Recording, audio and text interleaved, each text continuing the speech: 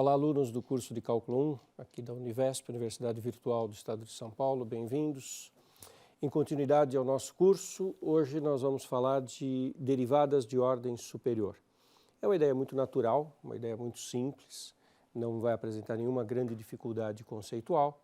E a gente vai fazer alguns exercícios para que vocês sejam apresentados a essa ideia e aprendam a fazer os cálculos que tiverem que fazer. Mas é uma ideia muito natural, não vai trazer nenhuma grande dificuldade para nós.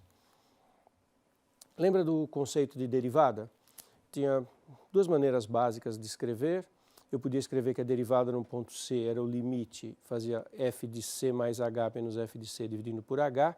H aqui é o acréscimo, né? Eu peguei o ponto C, dei um acréscimo h, e eu estou dividindo pelo acréscimo e fazendo a variação da f no ponto C e no ponto C mais h.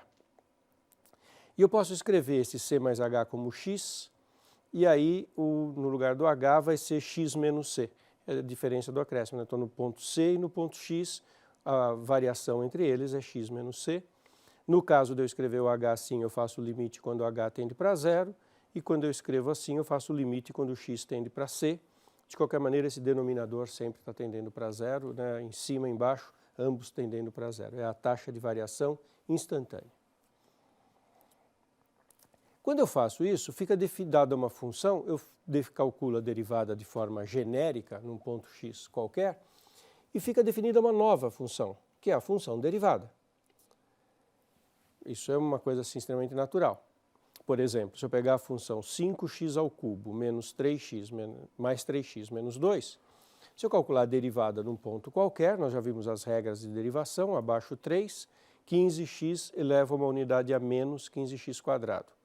Mais 3x mais 3. E a derivada de 2 é zero. Então, dada a função que eu tinha, que era de grau 3, eu derivei e cheguei numa função de grau 2. Esta nova função, a função que eu acabei de obter derivando, ela em si pode ser derivável ou não. Existem funções que são deriváveis, funções que não. Se ela for derivável, pode acontecer então dessa derivada ter uma sua própria derivada, você esquece por um segundo que ela é uma derivada, olha para ela como uma função e pergunta, eu posso derivar esta função? Se a função derivada for ela própria derivável, então eu vou chamar essa função de segunda derivada da função f, porque é a derivada da derivada, derivo duas vezes, e aí chama-se segunda derivada. Símbolo, quando a gente usa a linha para indicar a derivada, é a derivada da primeira derivada. A gente indica por duas linhas, f, duas linhas. Normalmente a gente usa a linha até a terceira derivada. Então, f, três linhas, f', linha, é a terceira derivada. A partir da quarta, quinta, a gente vai colocar um número aqui, vocês já vão ver no exemplo. E quando eu uso essa notação df dx para a derivada, para indicar a segunda derivada, a gente põe d2, como se fosse um expoente, f, dx2, também como se fosse um expoente. Então, isso é a ideia de segunda derivada. Claro que essa segunda derivada, eu também posso esquecê-la, que ela é uma segunda derivada, olhar como uma função e aí fazer a pergunta, esta nova função é derivável? Pode ser que sim, pode ser que não. Aí, se esta nova função for derivável, eu vou ter a derivada de ordem 3 da primeira, é a terceira derivada, que eu vou indicar por f, três linhas. E assim, sucessivamente, eu posso, tendo uma função, a cada passo eu derivo, olho para essa função que eu obtive e me pergunto se ela própria é derivável ou não. Se ela for derivável, eu derivo e obtenho a derivada de ordem mais alta da função original. Tá? Então, por exemplo, essa função 5x3 mais 3x menos 2. Derivei uma vez. Primeira derivada, baixei o expoente, 15x2 mais 3. Posso derivar de novo. A segunda derivada, abaixo o expoente, 30x. Essa segunda derivada é derivável? É. E a terceira derivada de 30x é 30. E assim vai. Nesse caso, a partir de agora, observe que a quarta derivada, e olha que eu indico a quarta derivada com f, parênteses, o número 4 aqui, é zero. E a partir daí, a quinta, a sexta, a sétima derivada de qualquer ordem maior do que 4, ela própria existe e é zero. Então esse é um exemplo de uma função que eu posso derivar quanto eu quiser e que a partir da quarta derivada ficou zero. Não é coincidência que era um polinômio de grau 3 e a partir da quarta derivada ficou zero. Na verdade, se f é um polinômio de grau n, então ele pode ser derivado quantas vezes você quiser, e as derivadas a partir da de ordem n mais 1, no meu exemplo o polinômio era de ordem 3, e foi a partir da derivada de ordem 4, vão ser sempre nulas, porque o polinômio você vai abaixando o expoente, o polinômio era de ordem 3, a derivada de ordem 2, a primeira, a segunda derivada de ordem 1, a terceira derivada constante e a partir daí zero. Isso vai ocorrer com qualquer polinômio. Certo? Bom, fazer alguns exemplos para a gente se familiarizar com essa ideia. Vou calcular a derivada de ordem 21 da função seno. E aqui eu não vou fazer 21 vezes a derivação do seno. Esse exercício é justamente para a gente perceber um pouquinho como que funciona essa ideia de derivadas sucessivas. É claro que eu poderia resolver o exercício fazendo a derivação do seno 21 vezes, não tem nada de errado. Mas vamos entender a derivação da função seno como é uma coisa bonita e elegante. Função seno, derivo uma vez, cosseno. Derivo uma segunda vez, derivada de cosseno é menos seno. Derivo uma terceira vez, derivada de seno é cosseno e o menos, menos. E quando eu derivo uma quarta vez, tenho menos e a derivada do cosseno, que é menos seno, fica menos, menos seno. Observa que a quarta derivada é igual à própria função. Opa, então eu saí do seno, passei pelo cosseno, menos cosseno e voltei no seno. A partir de aqui, as derivadas vão começar a se repetir, porque a derivada de ordem 5 vai ser a derivada de seno, e a derivada de seno é cosseno, vai ser igual à derivada de ordem 1. As derivadas das funções seno, e vai acontecer o mesmo com a função cosseno, elas formam um ciclo de tamanho 4 e entram em repetição. Então nós temos a função f, seno, e a derivada de ordem 4, seno, e a derivada de ordem 8, claro, não? Porque se eu continuar derivando, aqui eu vou ter a derivada de ordem 5, de ordem 6, de ordem 7, a de ordem 8 é seno de novo. Então, a função, a derivada de ordem 4, a derivada de ordem 8, todas são iguais a seno. Derivada de ordem 12, a derivada de ordem 1, a derivada de ordem 5 são iguais a cosseno. Derivada de ordem 1 é cosseno, se eu continuasse derivando, essa é a derivada de ordem 4, a de ordem 5 dava cosseno de novo. Então, a derivada de ordem 1, de ordem 5, de ordem 9, todas são iguais a cosseno. E isso aqui, essa reticência, está me lembrando que se eu fizer a derivada de ordem 13, vai dar cosseno também. Ele tem um ciclo de tamanho 4. Bom, e o mesmo vale para as outras, né? A derivada de ordem 2 é menos seno, e aí a derivada de ordem 6, de ordem 10, é menos seno. A derivada de ordem 3 era menos cosseno. Então aqui está com a derivada de ordem 4, de ordem 5, de ordem 6, de ordem 7. A de ordem 7 vai ser menos cosseno. E a de ordem 11, e assim por diante.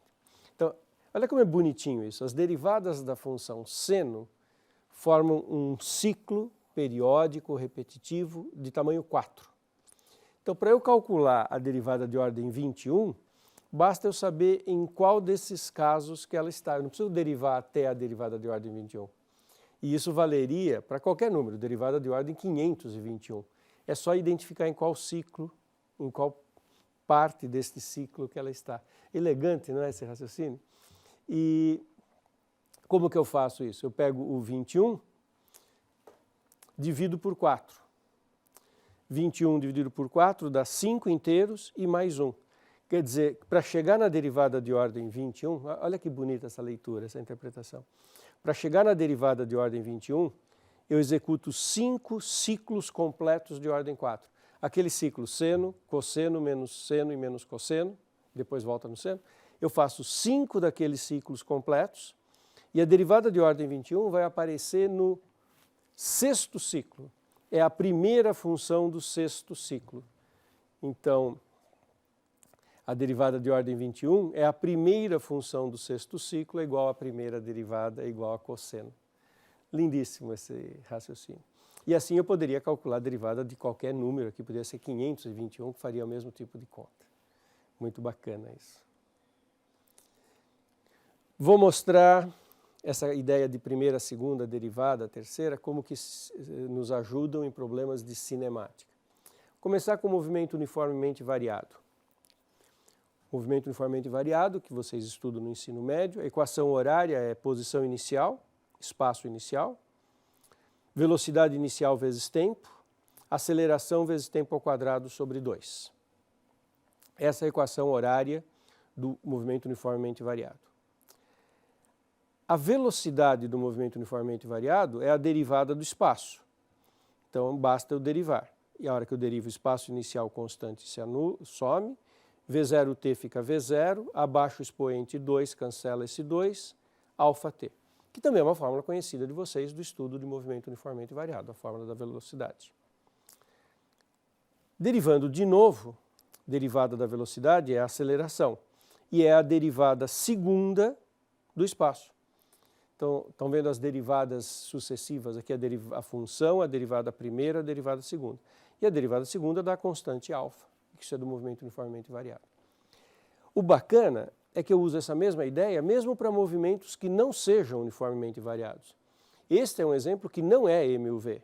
Olha só, a equação do espaço é de grau 3. No movimento uniformemente variado, a equação do espaço é de grau 2. Então, nesse exemplo que não é uniformemente variado, eu posso fazer os mesmos raciocínios só com derivada. Velocidade é a primeira derivada do espaço, 4, abaixo o expoente 12t, abaixo o expoente menos 3t2. Essa é a fórmula para a velocidade deste movimento que não é MUV.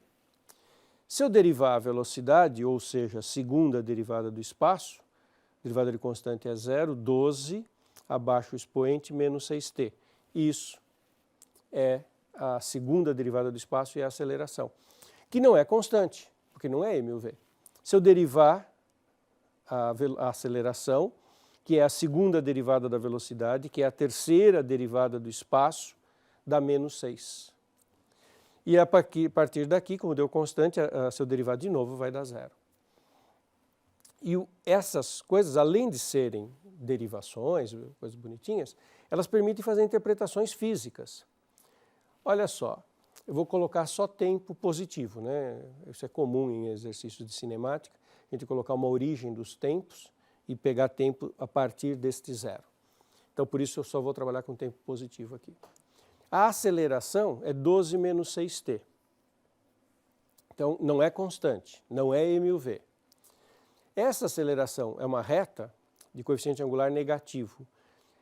Ela é positiva para t entre 0 e 2 e ela é negativa para t a partir de 2. Isso significa que o móvel está aumentando sua velocidade entre os instantes 0 e 2, porque a aceleração é positiva, e está reduzindo velocidade a partir do t igual a 2. Olha aqui a reta 12 menos 6t, está em amarelo, reta 12 menos 6t. Desenhei as funções incluindo o pedaço negativo, mas eu só estou olhando para o t maior que 0, ok? Só vamos olhar para t maior que 0. Entre 0 e 2, a reta é positiva. Entre 0 e 2, 12 menos 6t, positivo. Então, entre 0 e 2, a reta amarela está para cima, positivo. Olha a velocidade subindo. A partir do 2, aceleração negativa. Velocidade começa a cair. Não quer dizer que a velocidade é negativa, a velocidade está caindo. A partir do t maior que 2, aceleração negativa, velocidade reduzindo. E é o que eu estou vendo aqui. A velocidade reduzindo, vai ficar negativa uma hora, a partir do t maior que 2.